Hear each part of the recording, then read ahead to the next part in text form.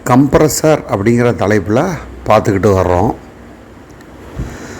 அதில் இன்றைக்கி rotary compressor அப்படின்னா என்ன அப்படின்னு பார்ப்போம். ஸோ ரோட்டரி கம்ப்ரஸர் வகைகளில் தான் எசென்ட்ரிக்கல் சாஃப்ட் ரோட்டரி கம்ப்ரஸர், இதை தான் நம்ம ரோட்டரி கம்ப்ரஸர்னு சொல்லிகிட்ருக்கோம். ஆனால் பார்த்திங்கன்னா screw compressor, centrifugal compressor, scroll compressor எல்லாத்தையுமே நம்ம கிட்டத்தட்ட ரோட்டரி கம்ப்ரஸர் வகைகளில் தான் என்ஜினியரிங்கில் வருது.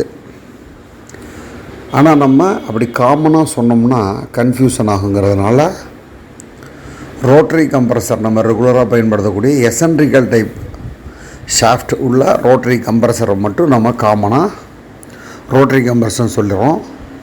மற்றதுல எல்லாம் ஸ்க்ராலு, ஸ்க்ரூ, சென்ட்ரிஃபிகல் அப்படின்னு தனி தலைப்புகள்லாம் நம்ம பார்க்குறோம். பட் எல்லாத்தையுமே நீங்கள் புக்ஸில் பார்த்தீங்கன்னா ரோட்டரி அப்படிங்கிற தலைப்பில் தான் பேசிக்ஸாக வரும். இப்போ நம்ம எசென்ட்ரிக்கல் சாஃப்ட் ரோட்டரி கம்ப்ரஸரை பற்றி பார்ப்போம். எசென்ட்ரிக்கல் சாஃப்ட்னா இப்போ நம்ம ரெசிப்ரோகேட்டிங் பார்க்கும்போது கிராங்க் சாஃப்ட்னு படித்தோம். ஸோ கிராங்க் சாஃப்ட்னா பா சேஃபில் வளைக்கப்பட்டிருக்கும். சிங்கிள் பிஸ்டன் அப்படின்னா ஒரு பா சேஃபில் ஒரு சாஃப்டில் வளைச்சிருப்பாங்க.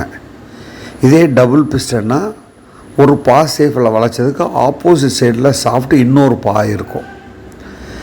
காரணம் பேலன்சிங் கரெக்டாக கிடைக்குங்கிறதுக்காக. இப்போ ஒரு பா மட்டும் வச்சு நம்ம ரொட்டேட் பண்ணும்போது அது என்ன பண்ணும், ஒரு பக்கமாக சாஃப்டை இழுத்துக்கிட்டு ஓடும். அப்போ பேரிங் பார்த்திங்கன்னா அந்த கனமான பகுதி மட்டும் ரொம்ப ஃபோர்ஸ் ஆகும். ஸோ இன்னொரு பா, ரெண்டாவது பா அதுக்கு ஆப்போசிட் சைடு வைக்கும்போது ஒன்றுக்கு ஒன்று பேலன்ஸாக கரெக்டாக ஓடும். அப்போ பேரிங்கோட பாதிப்புகள் குறைவாகும். இதுவே 4 வச்சு ஓடும்போது இன்னமும் ஸ்மூத்தாக ரன் ஆகும்.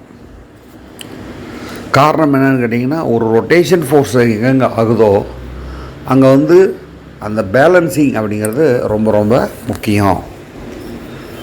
இப்போ பார்த்திங்கன்னா ஒரு ஆர்மச்சூர் வைண்டிங்கு, ப்ளோயரு இதில் எல்லாம் நீங்கள் பார்த்திங்கன்னா ஒரு இடத்துல தகுடு வச்சுருப்பாங்க. இப்போ ப்ளோயரில் பார்த்திங்கன்னா எங்கேயாவது ஒரு இடத்துல ஒரு தகுடு வச்சு வளைச்சி விட்ருப்பாங்க. ஆர்மச்சூர்லாம் பார்த்திங்கன்னா அந்த காயில் எங்கேயாவது ஒரு இடத்துல எம்சில் வச்சு நல்லா டைட்டாக வச்சுருப்பாங்க. என்ன பர்பஸுக்கு? ஸோ ஆர்பிஎம் நல்ல ஒரு 1000 ஆர்பிஎம் 600 ஆர்பிஎம்மில் ஓடும் பொழுது பேலன்சிங், அதாவது அந்த டோட்டலாக சாஃப்ட்டுக்கும் அந்த ரொட்டேட் ஆகக்கூடிய பகுதி பேலன்சிங் கரெக்டாக இருந்துச்சு அப்படின்னா உங்களுக்கு ஸ்மூத்தாக ரன் ஆகும். அன்பேலன்ஸ் ஆச்சுன்னா வாப்ளிங் ஆகும், உதறும், மேலே எங்கேயும் உதறும்.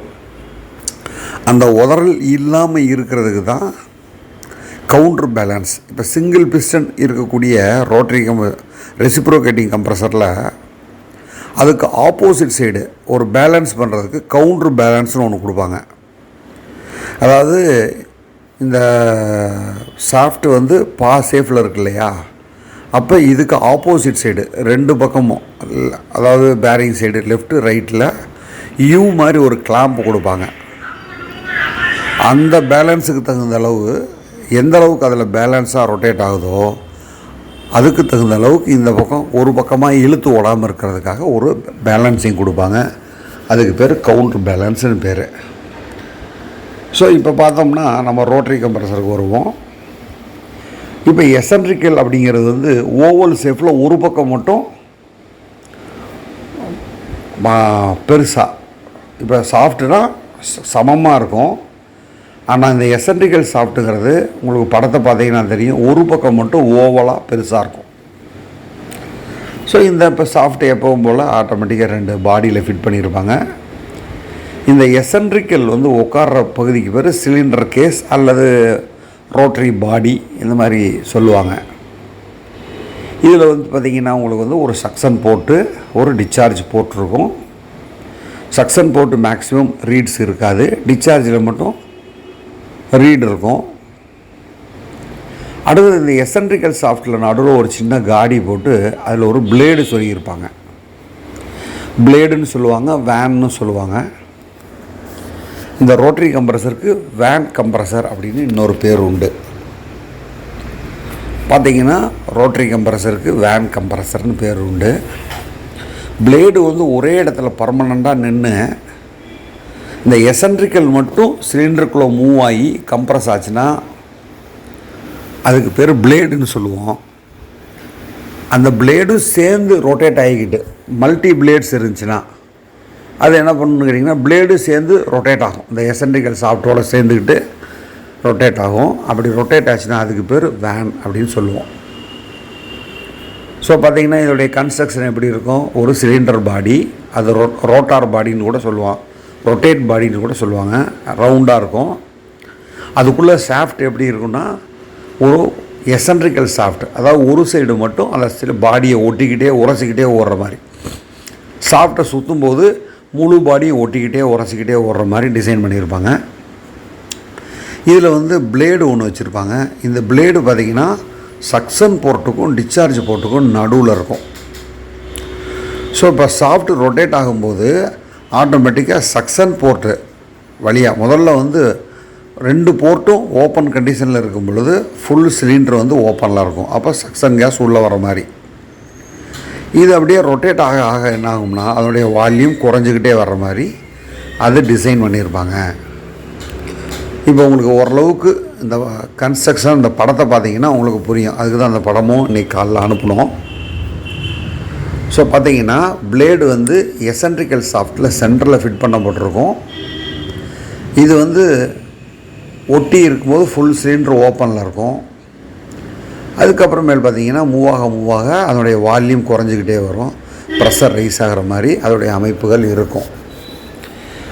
அடுத்தது பார்த்திங்கன்னா இதுக்கு வந்து ரெண்டு பக்கமும் பேரிங் அசம்பிளி, அப்புறம் ஒரு பக்கம் மோட்டார் ரொட்டேட் ஆக வைக்கிறதுக்கு. இப்போ நம்ம ஏற்கனவே சொன்னோம் இல்லையா, ஒரு சைடு மட்டும் ஓவலாக இருந்துச்சுன்னா மெஷின் ரொட்டேட் ஆகும் பொழுது உங்களுக்கு அதிகமான உதறல் ஏற்படும் அல்லது அன்பேலன்ஸில் ஓடும். அதுக்காக தான் இதே மாதிரி ரெண்டு பக்கம் எசன்ட்ரிக்கல், அதாவது ஒரு பக்கம் எப்படி ஓவலாக இருக்கோ அதே போல் ஒரு பாடிக்குள்ளே ரெண்டாவது பார்ட் போட்டு இன்னொரு ஓவல் ஒரே ஒரு சாஃப்ட்டில் செய்யும் பொழுது ஒன்றுக்கு ஒன்று பேலன்ஸாக ரன் ஆகும். அப்போ வந்து இதை விட கொஞ்சம் குவாலிட்டியாக கம்ப்ரஸர் இருக்கும். அதை தான் டியூல் கம்ப்ரஸர்னு சொல்கிறாங்க. டியூல்னால் இரண்டு ஓவல் ஷேப்பில் இருக்கக்கூடிய ஷாஃப்ட் பயன்படுத்துறது. அதாவது இதுக்கு பேர் வந்து எசன்ட்ரிக்கல் ஷாஃப்ட் அப்படின்னு சொல்லுவாங்க. இந்த எசன்ட்ரிக்கல் ஷாஃப்ட்டுக்குள்ளே சிங்கிள் பிளேடு இருக்கும். சிங்கிள் பிளேடு இருந்தால், அதாவது பார்ட்டிஷன் பண்ணுறதுக்கு ஒரே ஒரு பிளேடு இருந்தால் அதை சிங்கிள் பிளேடுன்னு சொல்கிறோம். இதுலேயே மல்டி பிளேடு இருந்து பிளேடு சேர்ந்து ரொட்டேட்டராக அதுக்கு பேர் வேன்ஸ்ன்னு பேர். ஸோ ரோட்டரி கம்ப்ரஸருக்கு வேன் கம்ப்ரஸர்னு இன்னொரு பேரும் உண்டு. ஓகே, இன்றைக்கி இதோட முடிச்சுக்குவோம். நாளைக்கு இதை பற்றி இன்னும் கொஞ்சம் விரிவாக பார்ப்போம். நன்றி.